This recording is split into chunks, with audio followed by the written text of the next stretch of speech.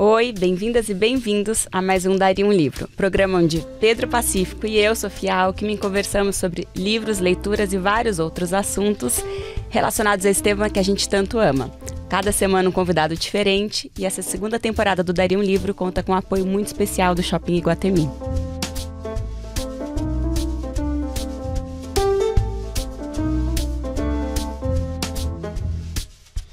E hoje temos um assunto muito querido por todos, que é psicanálise. Para conversar com a gente sobre esse tema, temos um convidado que acabou de lançar um livro, a gente vai falar sobre isso. Ele é psicanalista, pesquisador, cofundador da Float Vibes e apresentador do podcast Vibes em Análise, onde realiza leituras psicanalíticas a respeito das transformações culturais e comportamentais que vivemos. Para conversar com a gente hoje, a gente está com o Lucas Littke. Muito bem-vindo, obrigado por ter topado participar aqui desse bate-papo com a gente. Muito obrigado. Tudo bem, pessoal? Já introduzindo aqui, temos o livrinho no meio da mesa. Não adianta ainda a minha pergunta. Mas eu posso falar um pouquinho que está saindo do forno aqui, então eu vou deixar para depois introduzir o livro, mas tem livro saindo do forno que vai abordar um pouquinho da psicanálise além do divã, né? Mostrar o quanto a gente pode ir nesse tema sem necessariamente estar nas sessões e saindo de um ponto de vista puramente teórico.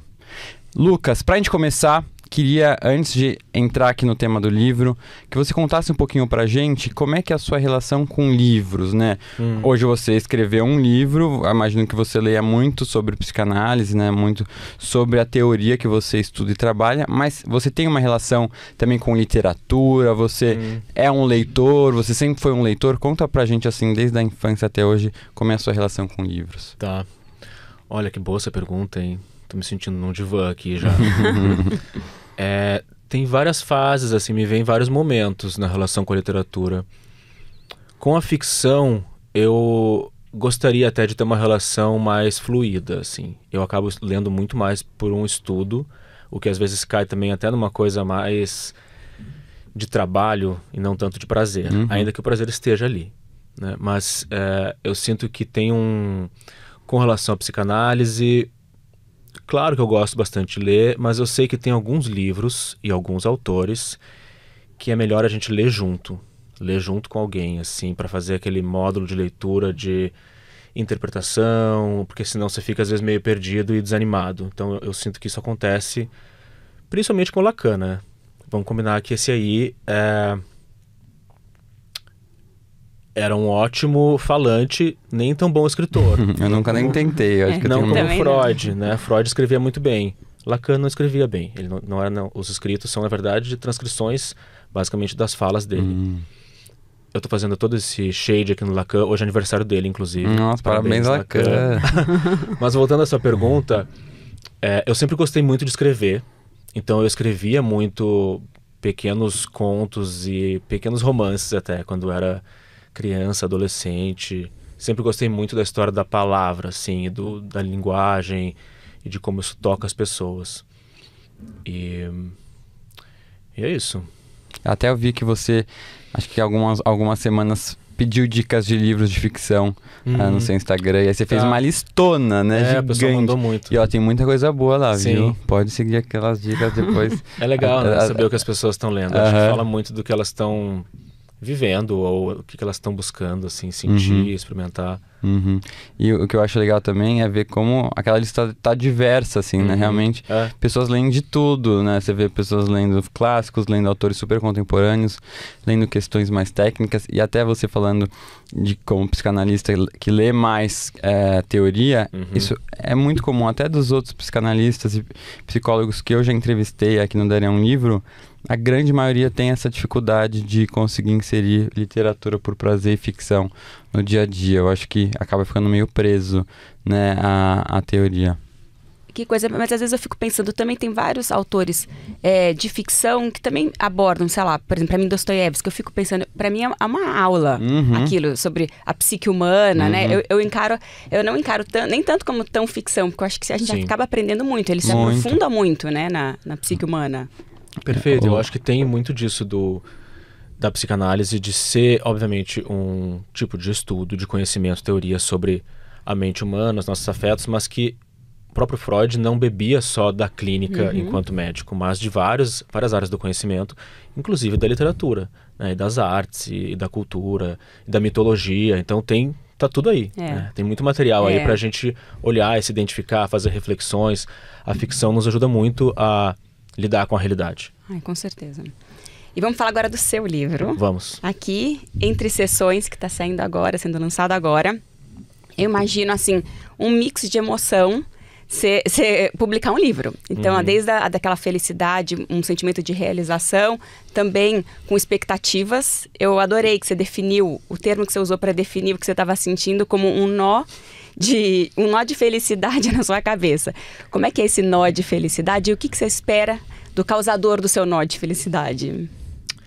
Olha, me sinto bem orgulhoso, assim, realizado de ter conseguido escrever, porque é bem difícil. Eu nem achei que seria tão difícil. Eu acabei levando muito mais tempo do que pretendia. Acho que isso também é meio comum, pelo menos para alguns autores, talvez mais iniciantes como eu. Eu tô escrevendo meu primeiro livro, eu já perdi uns 5 prazos. Tem dias que é impossível de escrever, né? E aí você tem que respeitar isso. Vai ter que vir de algum lugar, assim, que tem uma configuração meio mágica ali para aquilo acontecer. Mas aconteceu, e com a ajuda de muita gente, e com o apoio de muita gente, e obviamente com o meu conhecimento, com o embasamento, com experiência, e me sinto realizado, assim, de ter feito algo que saiu do jeito que eu estava desejando, de alguma forma. E conta pra gente como é que foi esse processo, né? Ele foi publicado aqui, vai ser publicado pela Paidós, que é um selo do Planeta. Até a gente estava conversando que o editor é o Felipe Brandão, querido. Um beijo pro Felipe. Um beijo. E como é que foi a ideia? Qual é o objetivo que você tem ao publicar esse livro?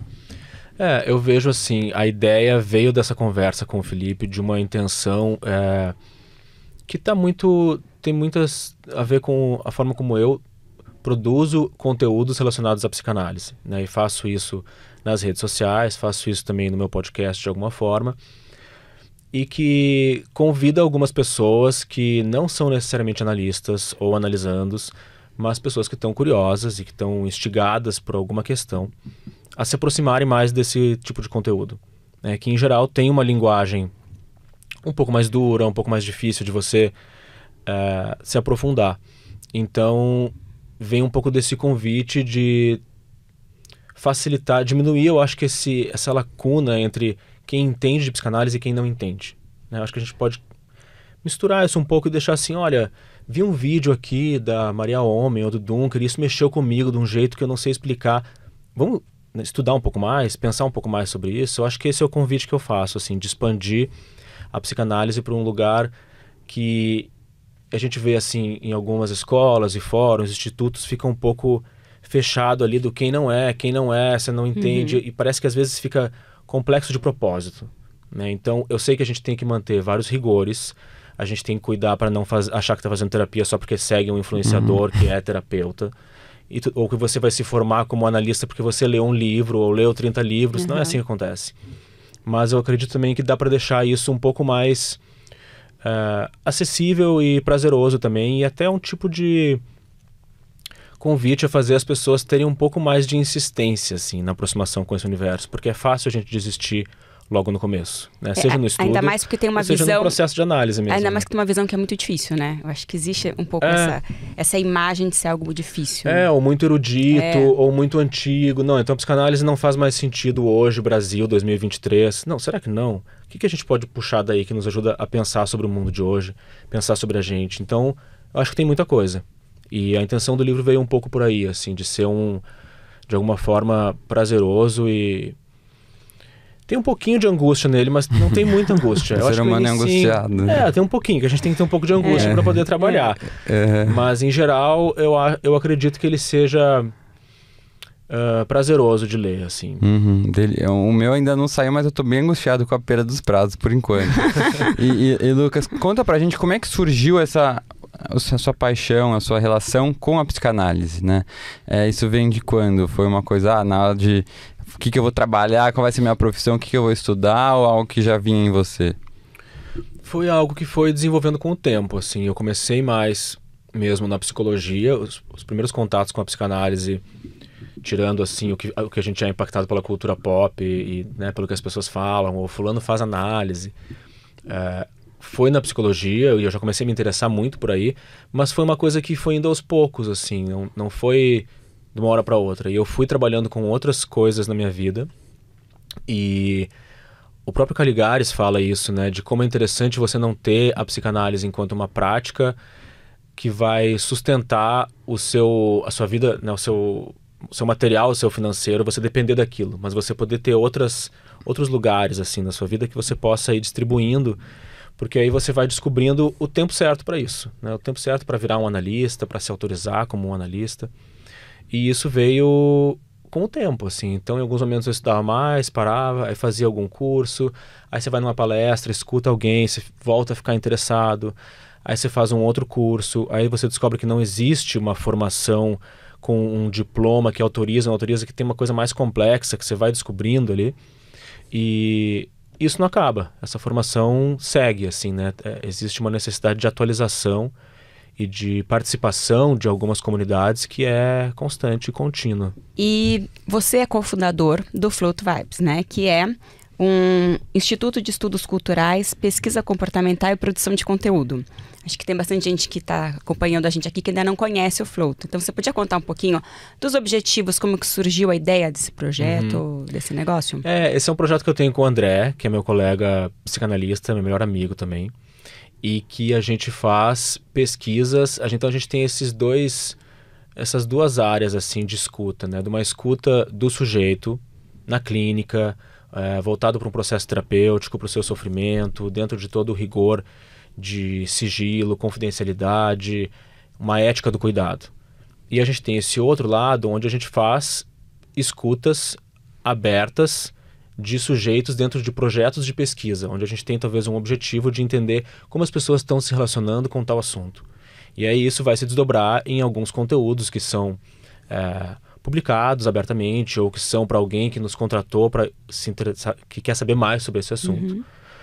E aí a gente vai cruzando algumas premissas da psicanálise, algumas formas de enxergar o mundo com esses novos comportamentos e com esses novos fenômenos culturais que vão aparecendo, né? Então, como que a tecnologia impacta hoje as relações, como que a gente vê cada vez mais pessoas tendo algum tipo de sintoma que antes não existia, o que será que isso fala sobre o tempo que a gente vive, né? Então, são essas reflexões que a gente vai jogando aí, tanto no podcast como alguns conteúdos para puxar discussões, né, reflexões, assim.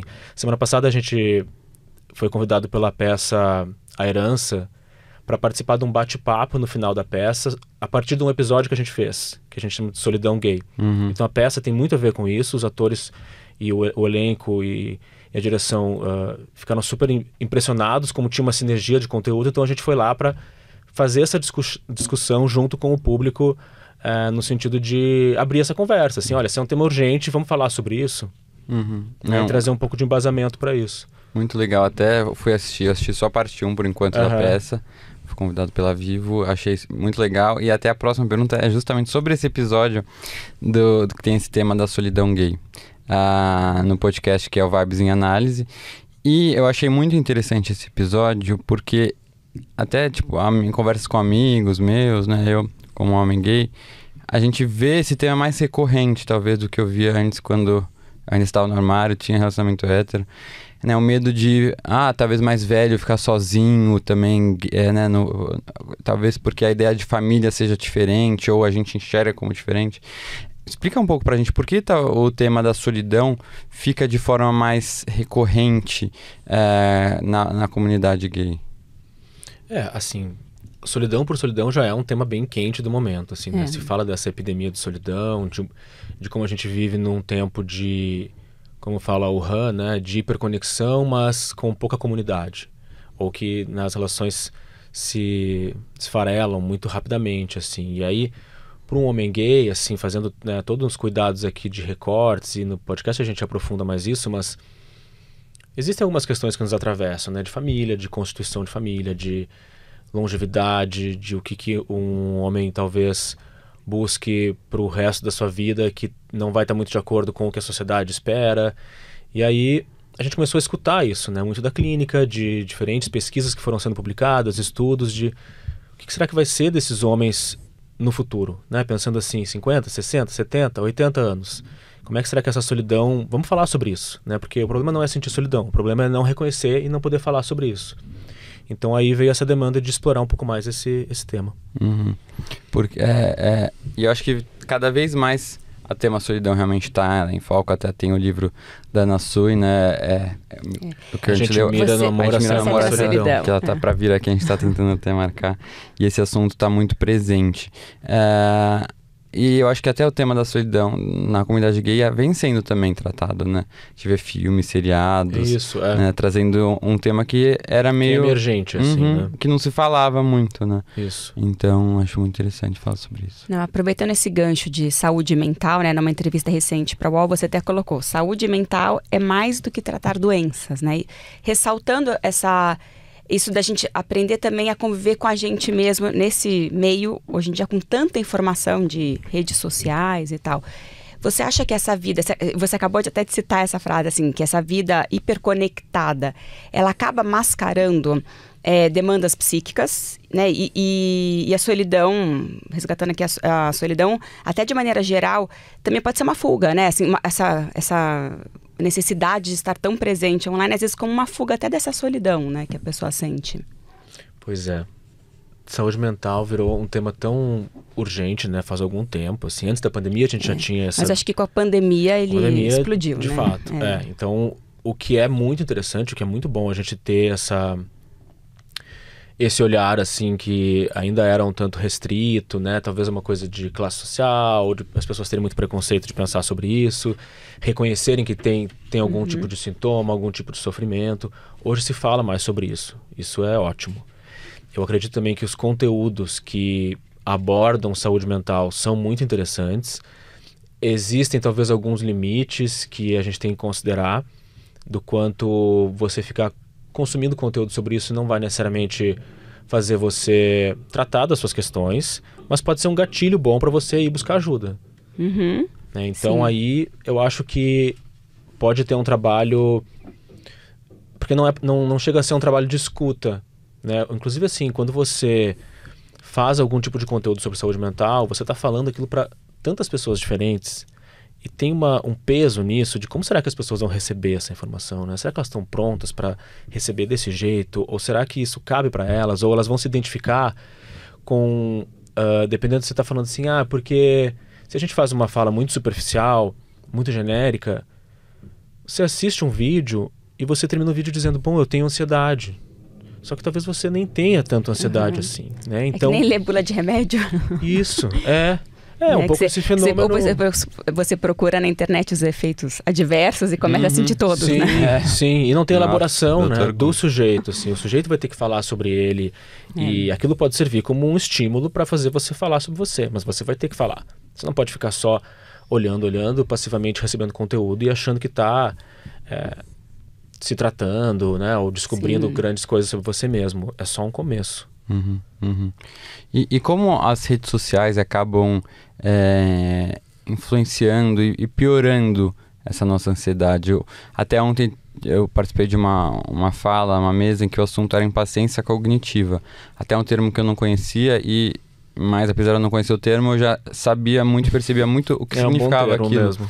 Porque é justamente a nossa incapacidade de hoje em dia ficar focado e conseguir ler coisas mais profundas, ler coisas mais longas, né? Tudo tem que ser rápido, ninguém tem paciência. Todos os vídeos de 10 segundos, o algoritmo não reconhece nada mais longo do que 1 minuto e meio, não entrega o seu conteúdo. Então a gente está num tempo em que tanto o produtor de conteúdo não tem que comprimir ao máximo o que ele vai falar para que seja ouvido. E quem recebe só está tendo estímulos muito curtos e muito objetivos, né? Como isso afeta a nossa ansiedade, assim, a forma de lidar com a informação? É terrível, né? É terrível. E, inclusive, que incrível que vocês têm esse trabalho aqui de trazer as pessoas mais para o universo dos livros, né? E a gente fica tão inebriado por esses estímulos que são mais, né, se fala muito da história da dopamina, né, daquele instante que é aquela coisa mais sensorial, e do vídeo que chama mais atenção, e que você acaba sendo tomado por aquilo de um jeito, às vezes pode ser mais prazeroso no momento, mas que não gera muito aprendizado, ou que não gera memória, ou que não gera reflexão, e a gente fica um tanto zumbis, né? Sim. E como você falou, impaciente, assim, muito ansioso para querer mais e mais, mas é aquele consumo autofágico, assim, que fica em si mesmo meio se esvaziando, chega no final do dia, você nem sabe direito o que você viu, o que você ouviu, para que aquilo serve, porque não tem essa pausa, né? E até pensando assim numa analogia com a sessão, né, e com a história do corte, assim, de fazer a escansão de uma sessão, que é, peraí, você chegou num ponto, agora você está escutando o que você falou? Olha isso. E aí você para, né, você dá um tempo para a pessoa. A gente não faz isso hoje, a gente segue, né, a gente segue num scroll que é infinito, vai de um para outro, de um para outro. Nossa, é desesperador. E não metaboliza também, né? Sim. E aí vai um monte de coisa pro inconsciente, você já nem sabe que tá lá, você não precisa saber, porque também tá tudo ali. Então, o que você faz com toda essa informação, né? Eu sinto que, assim, as mídias sociais, com certeza, eu não sei o que elas fizeram com a gente em termos de... Eu não acho que a gente é mais feliz por causa das mídias sociais, nem mais livre. Com certeza a gente é mais ansioso, talvez mais paranoico, talvez mais alienado em algumas coisas, mas há esperanças. Não vamos desistir. Eu queria até comentar, bem em cima desse assunto, o episódio do podcast, Vibes em Análise, que é viralismo, né? Que é Isso. essa necessidade constante de você ser visto e ser notado e estar presente, né? E é um fenômeno muito recente. Antigamente, sei lá, quando a gente começou com mídia social, a gente ainda consegue saber como começou, mas as próximas gerações já entraram nesse caminho. A Sofia era blogueira. Né? Eu era blogueira na época. Mas começou assim, você postava foto de um café, do cachorro, né, o pôr do sol. A coisa foi indo, hoje em dia você vê assim, profissões que você nunca imaginaria, né? E não é nem com nenhum julgamento, nada, mas coisas que você nunca imaginaria, um advogado, Sim. um médico. E parece que hoje em dia, se você não está presente nas mídias, você nem existe, né? Imagina se você conhece hoje uma pessoa, ela não tem nenhuma rede social. Você fica desconfiado, Medo, né? você tem Sim, medo. medo. Essa pessoa está escondendo alguma coisa, Sim. ela tem alguma coisa errada. Não, Sim. é estranho até.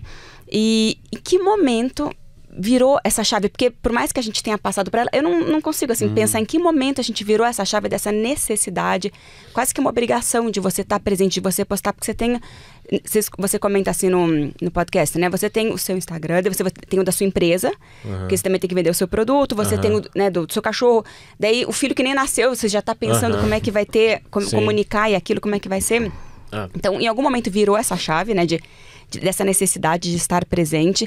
E, assim, os benefícios, eu acho que existem, a gente tem. Inclusive, eu conheço o Pedro, conheci o Pedro no Instagram, estamos aqui porque a gente se conheceu no Instagram. Não, é real. Você tem, assim, desde grupos de apoio, não sei, uma pessoa que também passa por mesmos problemas que você, e as pessoas se conversam, as pessoas sabem que eu tenho vitiligo, eu recebo todos os dias mensagem falando de vitiligo. Então, existem coisas muito legais, dicas de livros, de restaurante, de viagem, coisas que você descobre em curtas distâncias físicas e tal. Exato. Mas e os malefícios dessa hiperconexão mesmo?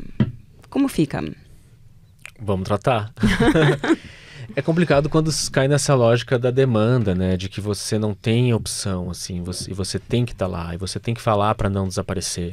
Porque eu acho que a sensação é essa, né? Você não existe se você não estiver lá. E os comparativos, né? A gente sempre se comparou, mas ali as comparações entram num outro nível, né? E você começa...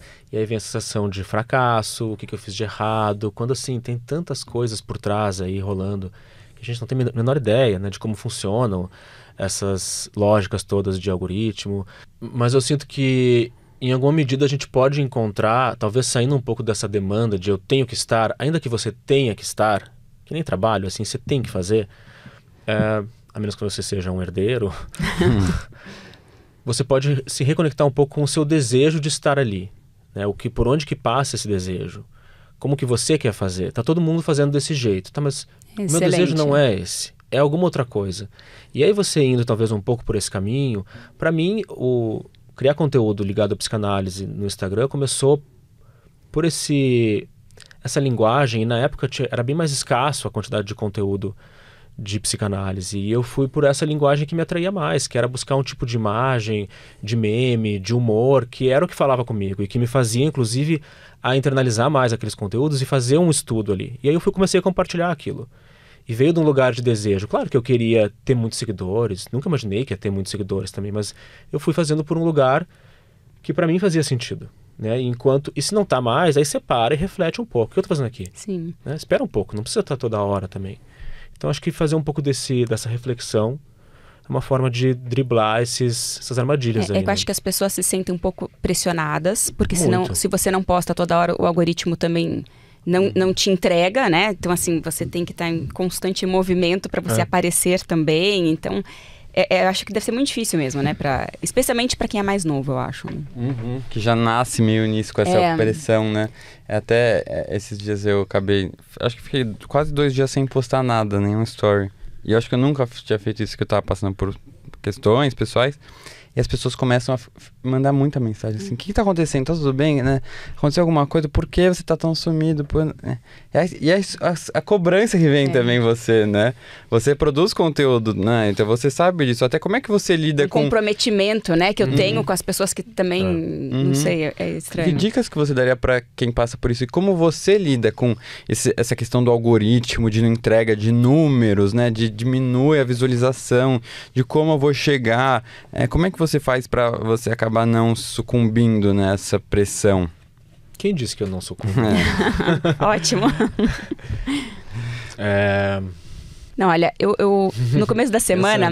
Não, enquanto isso eu vou até contar uma coisa. No começo da semana eu tava conversando com uma pessoa e a gente tava comendo, né? E daí ela falou assim pra mim, ai, eu gosto tanto de comer e tal, mas eu tô trabalhando comigo mesma. Essa pessoa é influenciadora digital e tal. Mas eu tô trabalhando muito, assim, sabe? Comigo mesma, com a minha cabeça e tal, pra eu aceitar que eu não vou ter esse corpo das pessoas no Instagram. Daí eu falei assim, você tá de brincadeira, né?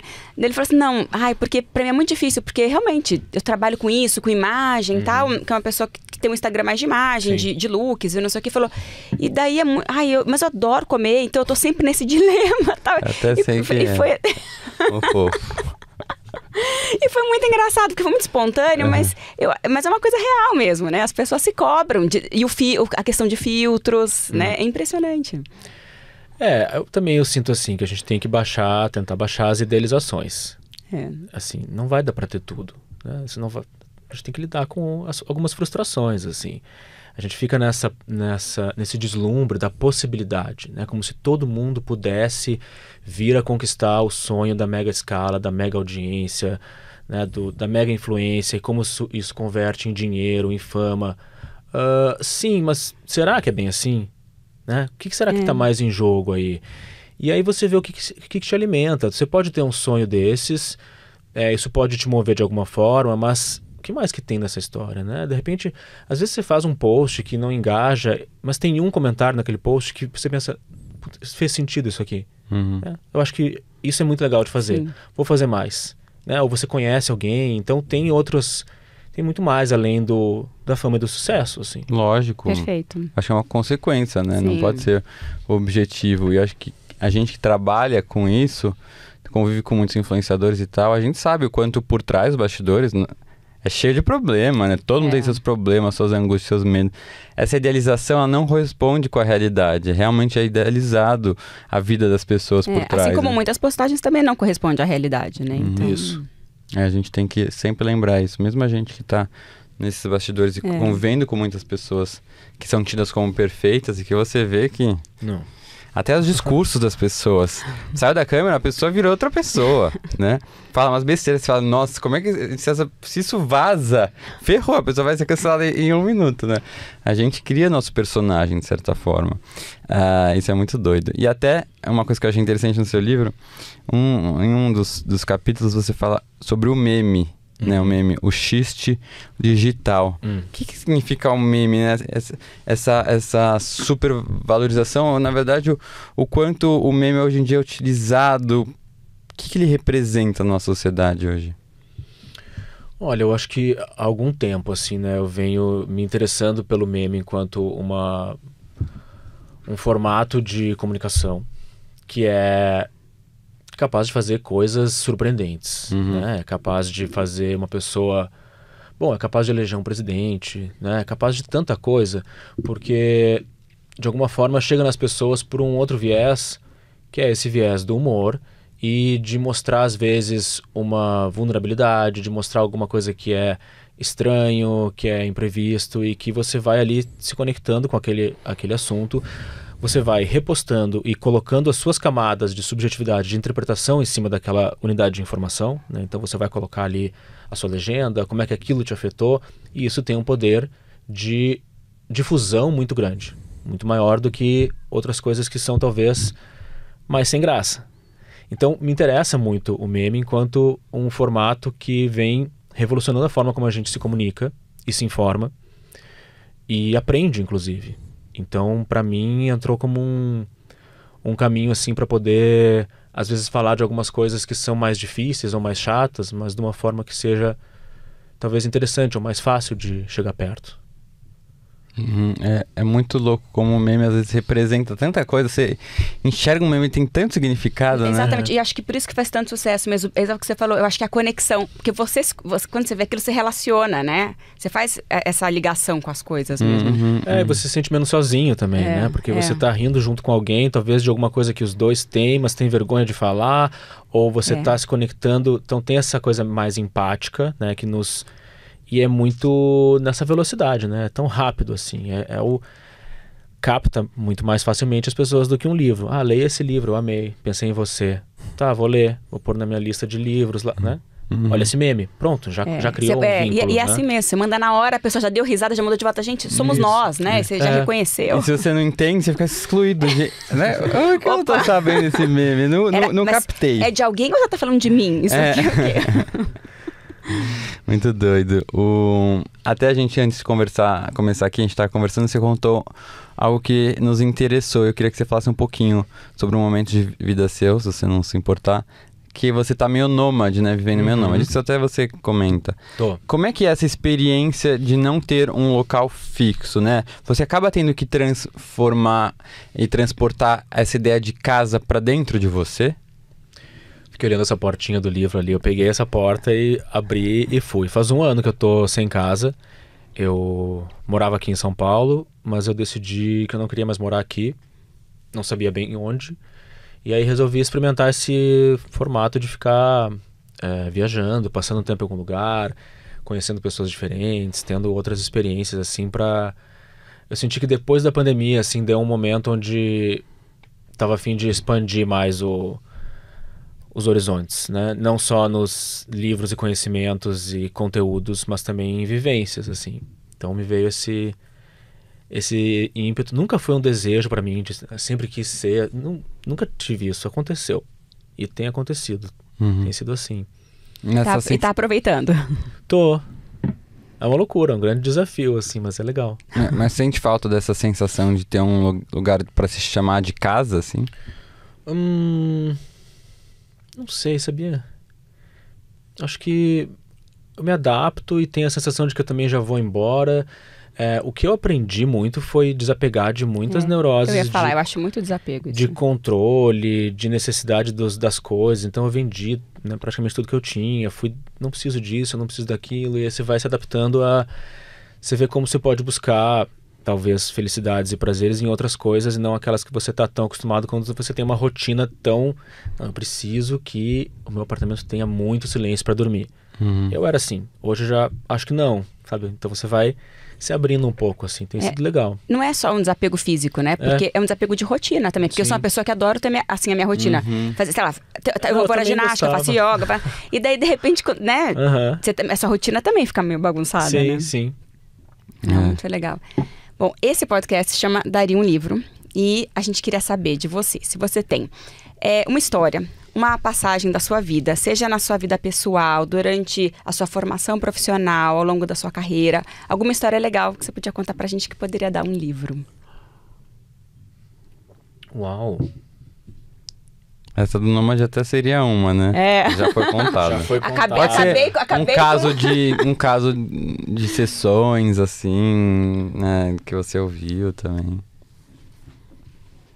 Não, um caso de alguém eu não posso contar. Não, mas aí você não... Aí você Genérico. omite. Peraí, que daria um livro... Ah, eu tenho uma história, então, que eu acho que eu posso contar. Abrindo, assim, um trauma meu. Como eu falei, eu aprendi a escrever muito cedo, meu irmão me ensinou. E aí eu amava isso, eu escrevia muito, comecei a escrever esses contos e até escrevia muito, assim, poesia. E aí eu levava... E aí a verdade é que, assim, eu queria ser escritor. Eu não tinha isso, eu nunca tinha falado isso, mas estava ali. Eu queria ser um escritor porque eu já era um escritor. E o meu avô me dava muito incentivo, ele dizia que eu era o homem das palavras. Antes mesmo de eu ser um homem, antes mesmo de eu conseguir escrever. E aí eu levava os meus escritos para minha professora não era nem português, eu tinha 10 anos. Levava para ela corrigir. E ela corrigia e me devolvia e tal. E aí um dia ela fez uma fala assim para a turma inteira.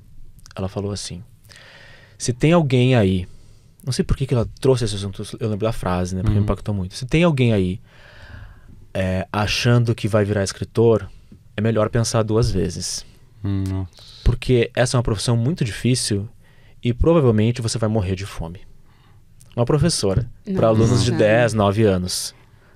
Professora Cláudia, lá do Colégio Anchieta de Porto Alegre. Manda pra ela o seu Cláudia, livro. se vocês tiverem contato, não sei nem sobre o nome dela. Mas isso me marcou muito, porque eu lembro de como... Que loucura fazer uma coisa eu dessas. nunca... muito, assim... Irresponsável. Né? Muito irresponsável. A pessoa projetando ali a frustração dela, né? A partir daquele dia, eu não mais levei nenhum texto para ela. Talvez ela tivesse de saco cheio de corrigir meus textos, mas assim, lidasse com isso de outra forma, né?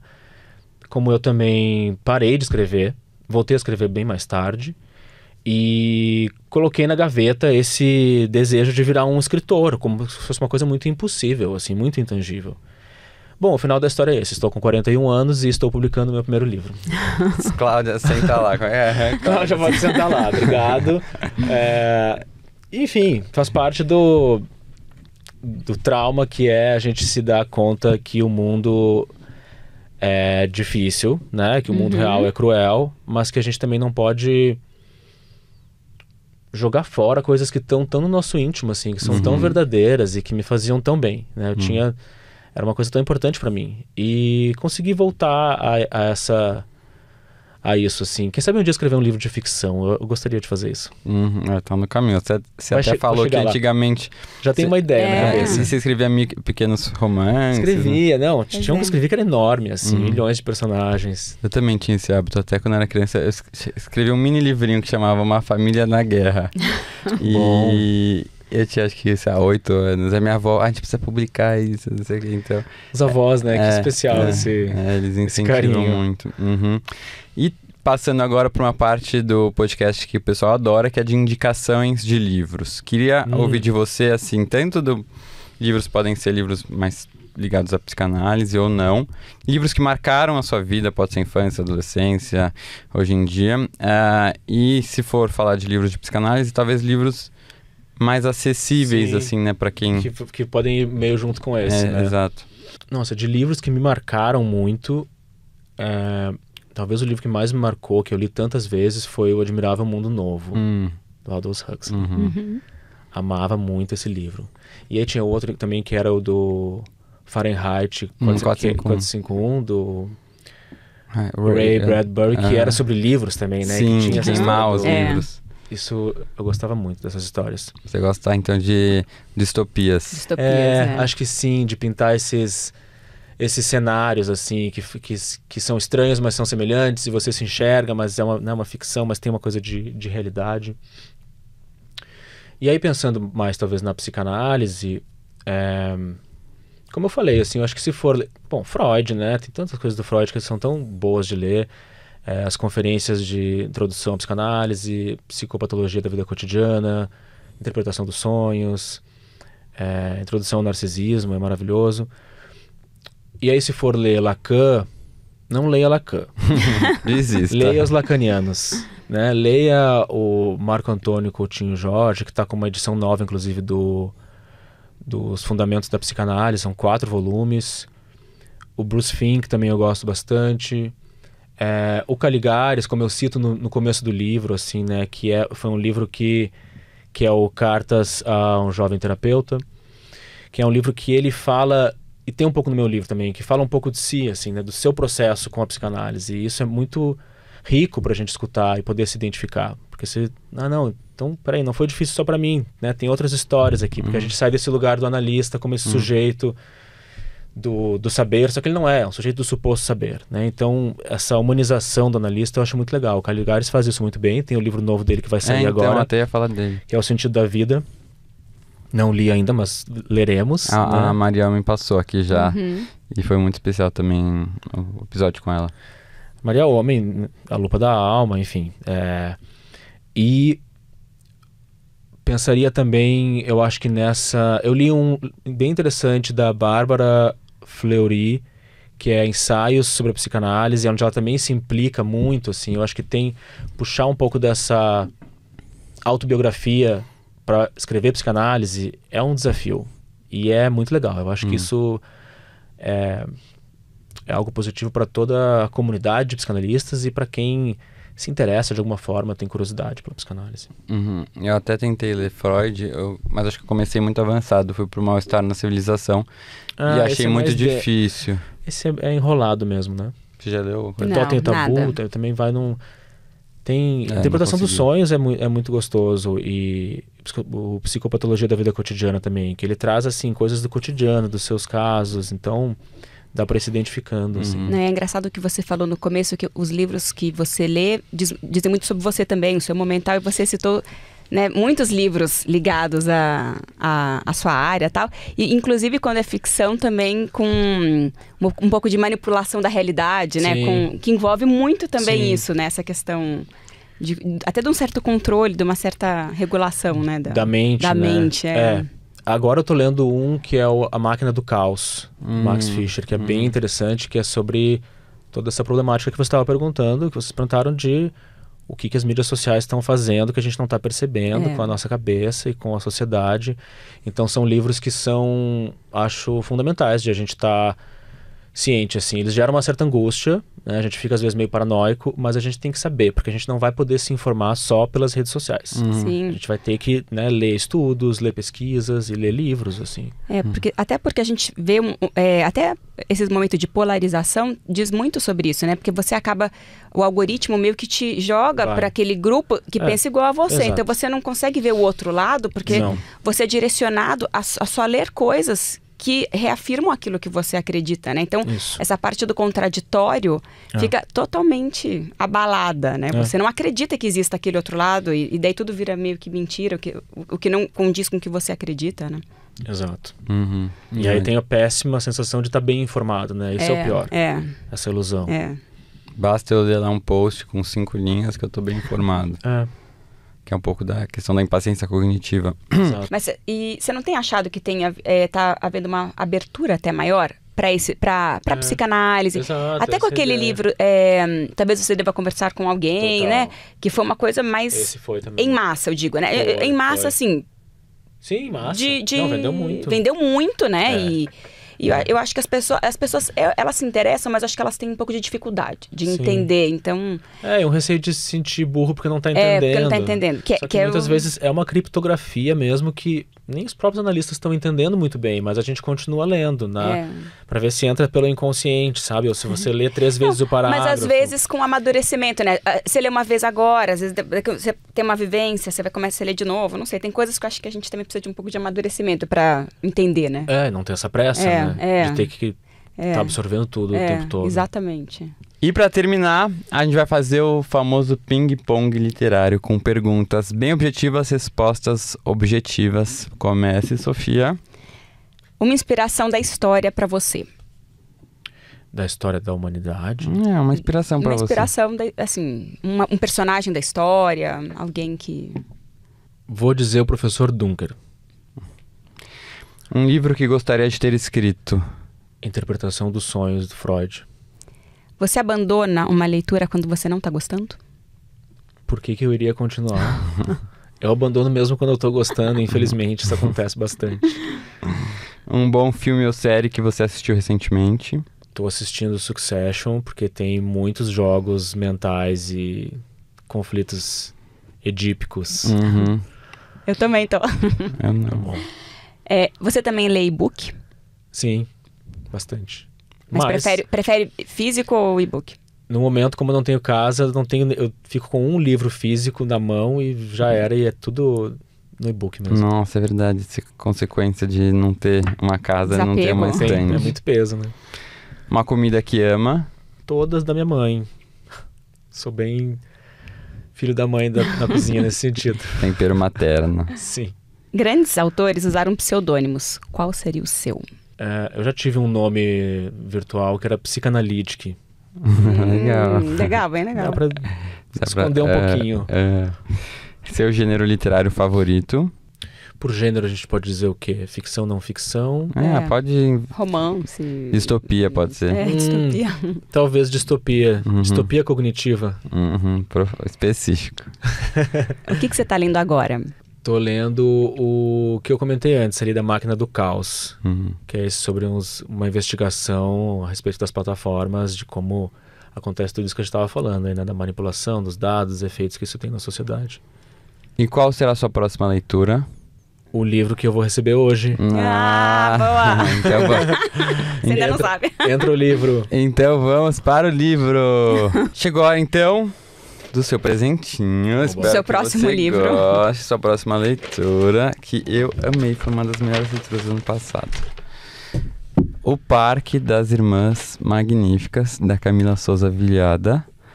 Pra quem nunca leu, e você não sei se conhece, Não é uma autora argentina, uma mulher trans, que vai trazer a história aqui de travestis que vivem e trabalham num parque de Córdoba. E retrata, é muito interessante como ela retrata questões da comunidade LGBTQIA+, especificamente de pessoas trans e travestis. E é muito profundo, assim, os temas tratados, reflexão sobre solidão, tá muito forte aqui, muito mesmo, da questão da comunidade, de uma apoiando a outra. É maravilhoso, foi uma das melhores leituras do ano passado. Tem uma semelhança com a série da Veneno, você viu essa? Não. Que é uma trans da Espanha, tem uma série que conta bem um pouco desse contexto, assim, da necessidade da prostituição, do parque e dessa comunidade, um pouco da solidão que a gente estava falando, né? Total. Que legal, obrigado, gente. Imagina. Muito bom. Imagina. Obrigada, Lucas, por ter topado participar com a gente. Obrigada a todo mundo, os nossos leitores e espectadores que também acompanharam mais um episódio do Daria um Livro. E a semana que vem tem mais um episódio com mais um convidado especial para vocês. Queria fazer um agradecimento especial aos estúdios Iguatemi Daily e também toda a equipe de produção e edição da Arara e Space House. Nos vemos semana que vem. Lucas, mais uma vez, muito obrigada. Obrigado. E para quem não conhece, já garanto o seu Entre Sessões, Psicanálise para Além do Divã, que já está nas livrarias.